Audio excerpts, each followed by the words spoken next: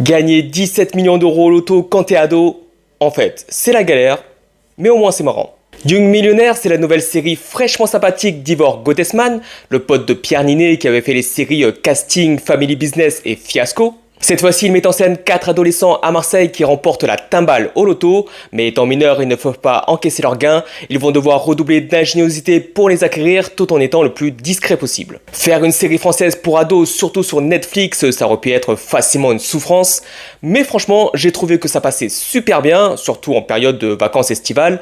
Ça tombe à pic, car la série nous emmène dans une aventure de groupe d'amis sous le soleil à travers tout Marseille en plein été. On a vraiment cette vibe d'aventure de vacances qui nous emmènera autant dans les endroits les plus street et les plus bourges de Marseille.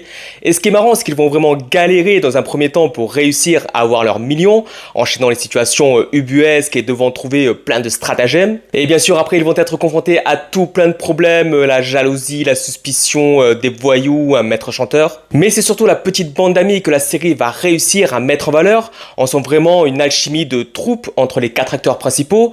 Chacun a bien sa personnalité propre et ils ont tous une petite histoire qui sera développée en plus de l'intrigue principale. Il y a aussi d'autres personnages secondaires super sympas, d'ailleurs petit coup de cœur pour Jeanne Boudier et Florent Le Sieur qui campent 2 persos un peu space mais terriblement attachants. Et c'est pas facile d'avoir cet humour d'ado un peu teubé mais de rester aussi premier degré, mais tout le monde s'en sort très bien et c'est même parfois un peu émouvant. La série est vraiment bien rythmée, les situations s'enchaînent de manière très fluide, c'est bien réalisé pour ce genre de série, il y a même des petits effets de mise en scène très sympas.